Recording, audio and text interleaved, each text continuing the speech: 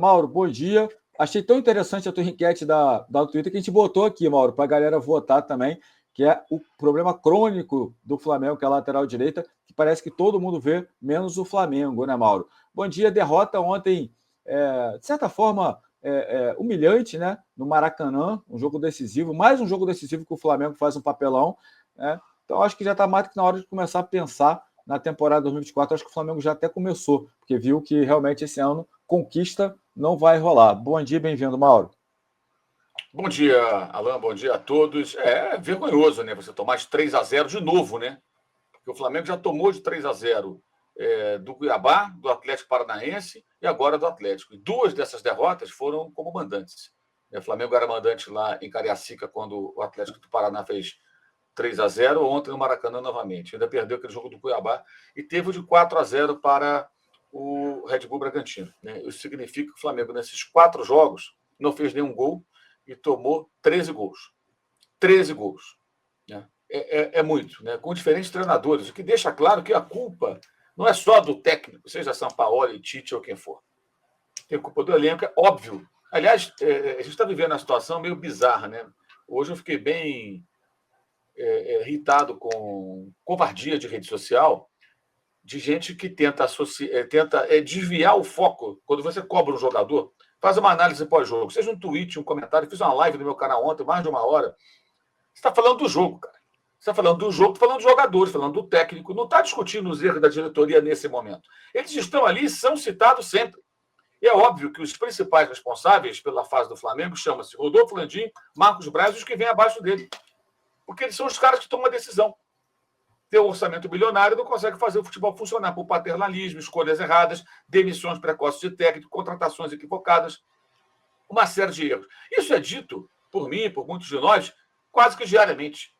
Agora, quando você está analisando o jogo, você está falando do jogo. O Flamengo tem uma série de problemas, mas tem um elenco que deveria entregar mais do que entrega. Tem uma outra questão também, que ontem até coloquei no meu blog, que é um levantamento lá do SofaScore. O Flamengo, vou pegar o número exato aqui agora, o número de derrotas na temporada. E nem acabou a temporada ainda, né? Tem mais 2 jogos. Ou seja, é possível perder mais. Né? O Flamengo perdeu, deixa eu pegar o número certo aqui, o Flamengo perdeu nessa temporada 19 partidas. É o maior número de derrotas numa temporada desde 2015, quando o Flamengo perdeu 15. Perdeu 17 em 2017 e agora 19. 2017 foi aquele ano com o Zé Ricardo. O Flamengo começou o campeonato até com uma expectativa boa por conta do ano anterior, que foi muito positiva, uma campanha muito boa, né? Foi a primeira campanha digna do Flamengo para valer no brasileiro, depois da reestruturação, e foi um fiasco. O Flamengo já perdeu mais do que aquele ano. Fora essas goleadas, já tem a do Fluminense, 4-1. Publiquei ontem isso no meu blog lá no UOL também. Então, os jogadores também têm que ser criticados. O Tite por ontem, que foi muito mal. Então, assim, o dirigente é ruim. Óbvio, eu sei disso. O Landim está errado, está errado. O Marcos Braz não tem condição de continuar. Sim, mas não vai sair. Aí nós não vamos criticar os jogadores. A gente não vai falar que o Mateuzinho não tem condição de jogar no Flamengo. O gol do Paulinho é absurdo. Não pelo Paulinho, mas por ele. Ele simplesmente não disputa a bola. Paulinho passa pela frente dele e faz o gol. Aí entra o Wesley.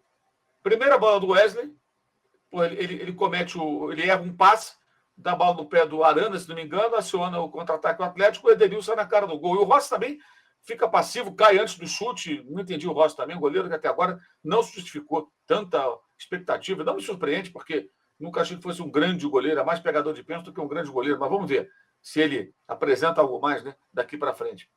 E o último gol também, que o Rubens chega para finalizar, na disputa com o Wesley, leva melhor. O Wesley não consegue se antecipar, porque o Wesley é fraco defensivamente, e o Mateuzinho também. Aí tem os caras que falam, não, mas o Rodinei é um horror jogando defensivo. Vocês esqueceram já como é que é o Rodinei jogando numa linha defensiva, gente? Ofensivamente, ele é um jogador que tem os seus predicados, mas defensivamente também é péssimo. E o problema do Flamengo é esse, os laterais direitos do Flamengo são péssimos defensivamente, e o Varela deveria pensar em mudar de profissão, porque se ele não joga nunca com nenhum técnico, Dorival, Vitor Pereira, Sampaoli e agora com o Tite, nenhum deles escala o Varela, então, desiste de Varela. Porque, pelo amor de Deus, não é possível que você não consiga jogar no elenco que tem Mateuzinho e Wesley. O Wesley ainda é garoto, 19 anos, acho que ainda pode ser aprimorado. A gente tem que ter um pouco de paciência também com o garoto. O Mateuzinho já passou dessa fase. Não tem nível para jogar pelo Flamengo. É falta de concentração até, sabe? Ontem o cara está distraído, ele não está percebendo que o jogador artilheiro do campeonato, o artilheiro do campeonato, Paulinho, ótimo jogador, né? Está passando perto dele e ele está parado. Por quê? Porque é fraco. Tecnicamente, o jogador que não tem nível. Num outro time, vai jogar bem, de repente vai, porque o patamar de cobrança é outro. Agora, as cobranças, os questionamentos, as críticas, elas têm que ser para o Landim, elas são feitas. Para o Marcos Braz, elas são feitas. Para o Bruno Espíndola, são feitas. Para todo mundo, Juan, Fabinho, Noval, essa turma toda que lá trabalha. E também para os jogadores. Porque com todos os erros que eles cometeram, os jogadores formam um elenco tecnicamente bom, com carências, como a lateral direita, graves, mas o elenco é bom. O técnico é uma comissão técnica da seleção, vencedora. O CT é bom, dos melhores. Estrutura, salário em dia, salário é muito bom. Então falta o quê para os caras não perderem 19 jogos? Então os jogadores não vão ser criticados. Vamos criticar só a diretoria. Vamos criticar todo mundo, porra. Todo mundo. Agora, depois do jogo, eu não vou chegar aqui e falar assim, o jogo terminou agora. O Landim. Não adianta falar agora do Landim. Eu coloquei um fio lá no Twitter. O Mauro não criticou o Landim porque ele deu entrevista. Tem que ser, no mínimo, um idiota, um imbecil, uma pessoa tacanha para achar que um jornalista que você dá o respeito, e eu respeito muito a minha profissão e a minha carreira, tá? Estou há 40 anos nesse negócio, não sou aventureiro, não sou um youtuber que caiu de paraquedas, estou nesse negócio há 40 anos, trabalhei em muitas áreas de jornalismo, fui editor do Jornal do Esporte aos 24 anos de idade. Aqui não tem juvenil, meu camarada. Aqui não tem ninguém começando a brincadeira, não. Tá? Eu me dou muito ao respeito. Agora, uma entrevista não é uma negociação. Eu te dou entrevista, você não me critica. Tem que ser, no mínimo, um idiota para achar isso. O Landim dá entrevista para mim. Essa semana eu falei com ele. Vou publicar no meu blog. Fiz uma entrevista importante repercutida anterior. Por quê? Fui perguntar novamente. Porque muitas coisas que ele falou naquela entrevista que eu publiquei, e publiquei um vídeo também no meu canal resumindo, e falamos sobre isso aqui na S1 Live, repercutiu muito e está repercutindo. Então, eu fui de novo para perguntar novamente com mais profundidade por que ele defende a SAF. Eu vou publicar isso, vou trazer isso. Por que ele acha que o sócio-torcedor não deve votar? Não que eu concorde, mas aí não é para concordar. Uma entrevista não é um debate. Entrevista é para você trazer a palavra do entrevistado e, a partir daí, você forma a sua opinião, concorda, discorda, questiona, etc. Esse é o papel do jornalista na função do repórter, que é o que você está fazendo quando faz uma entrevista. E na função do comentarista, do analista, é emitir opinião. E a minha opinião é: o Landim cometeu muitos erros, ele é o maior responsável, junto com o Marcos Braz, que são as pessoas que têm o poder de decisão, e tem um último ano para corrigir isso. E vamos ver se vai corrigir. Agora, confundir muito o Lé com o Cré, achar que você não vai fazer uma crítica a um elenco que tem condições de oferecer muito mais, depois de mais uma atuação bizonha. Não foi nem modo banana, eles até correram, acho que até tentaram, não acho que eles foram indolentes, mas jogaram muito mal. Não basta querer, tem que querer e jogar bem. E o Tite foi muito mal ontem. Muito mal. Eu não entendi por que o Luiz Araújo perdeu a posição para o Bruno Henrique, não jogou para ganhar a posição até agora. Por que ele tirou o Cebolinha? A forma como ele montou a equipe não funcionou, ele não corrigiu. O Atlético bem preparado, o Felipão deu um banho nele ontem. Tomar um banho do Felipão em 2023, Tite, para ficar com vergonha, vou te contar, hein? Porque são os mesmos métodos de sempre. Mas foi muito mais feliz o técnico do Atlético, tem bons jogadores, e as falhas gravíssimas que o Flamengo cometeu. Levou perigo, o Everson fez defesas importantes, mas foi uma atuação muito abaixo. Ontem, há de se destacar o momento em que a torcida, com 3-0, continuou cantando alto no Maracanã. Eu acho que não foi para os jogadores, foi para o Flamengo, para o clube, para a sua paixão, e para ela mesma. Algo como, abre aspas, nós somos o Flamengo. Vocês no campo... Até porque cantou até o apito final, né, Mauro? Depois que começou a protestar. Sim, exatamente. Eu achei muito legal a postura das torcidas ontem, das organizadas que puxam o grito, né? Que elas estavam, e dos torcedores que acompanharam, porque mostraram, nós somos o Flamengo, cara. Vocês no campo, ó, vocês passam, vocês são pouco relevantes, mesmo os maiores ídolos. O único que não é... A não ser que eles fossem Zico, fossem Leandro, fossem Adílio, eles não são. Nenhum deles é. Nem quem que ganhe mais títulos, não são. Não são. E desculpe, não são. Nenhum deles é. Chega nem perto, porque não tem a mesma identificação. E aqueles que pareciam que iam ter identificação, em algum momento, acabam se perdendo. Então, o problema do Flamengo é criticar de cabo a rabo, irmão. É de cima a baixo. E uma entrevista, repito, tem que ser, no mínimo, um idiota. Achar que, por uma entrevista, alguém vai deixar de criticar. Uma coisa não tem nada a ver com a outra. Uma entrevista não é uma negociação, meu irmão. Olha, você fala aqui, se alguém faz isso, é alguém que não respeita o trabalho, respeita a profissão.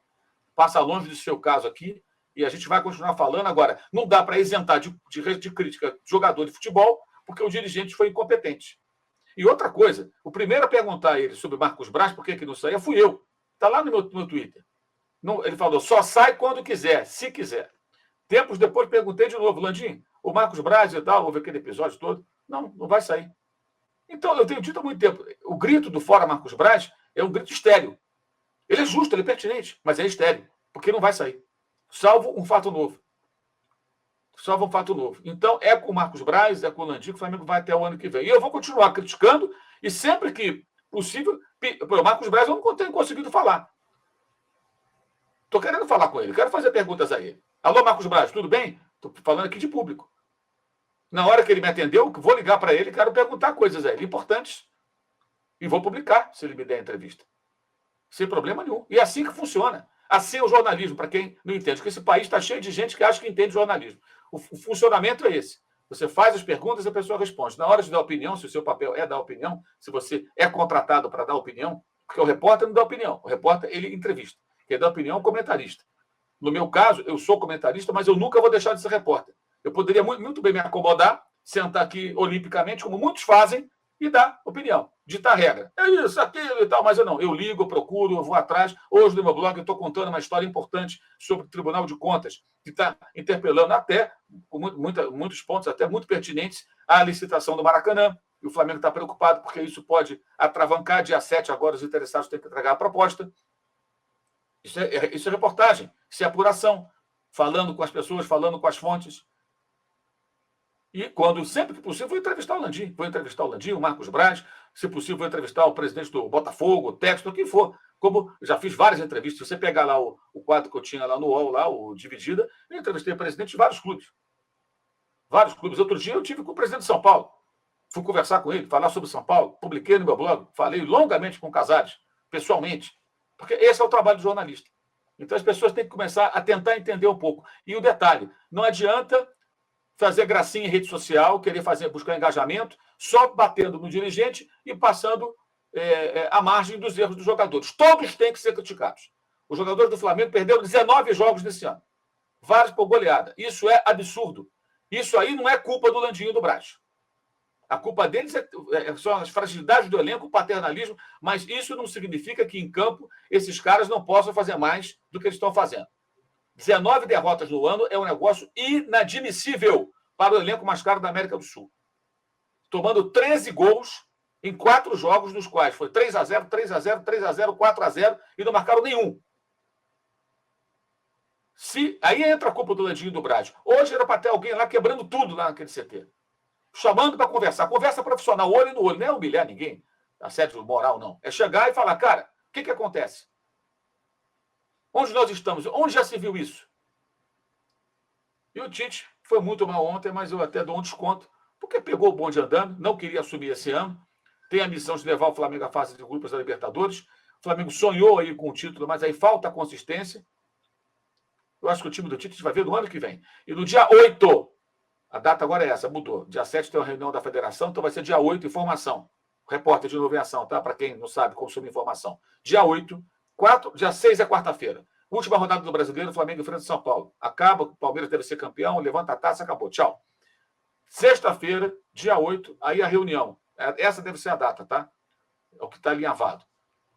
Landim, Marcos Braz, Bruno Spindel, Tite, Comissão Técnica, Conselho do Futebol, essa turma toda, aí vão discutir o ano de 2024. Chegadas e partidas. E aí é a hora importante de tomarem as decisões corretas, de não ter pena de abrir mão de jogador cuja fase já passou, de definir o que fazer com o jogador que tem contrato que tem que ser cobrado duramente, de buscar no mercado os jogadores certos para as posições certas.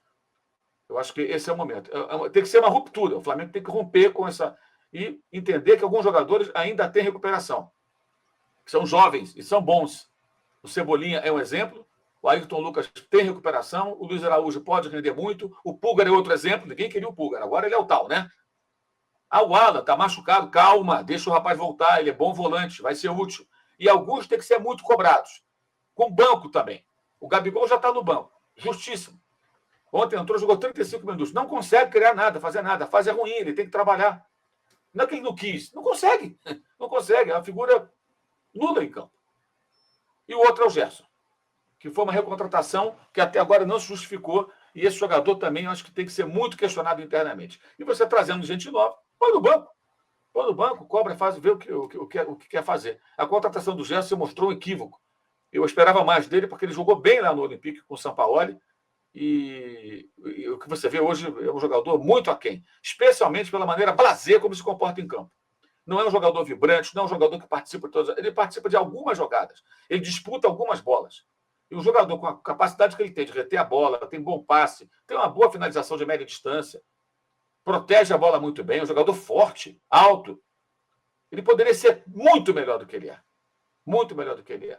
Agora, não dá para jogar toda essa responsabilidade, transformar esses jogadores na mão do técnico. Acho que o ambiente do clube tem que ser mais cobrança profissional para que isso mude.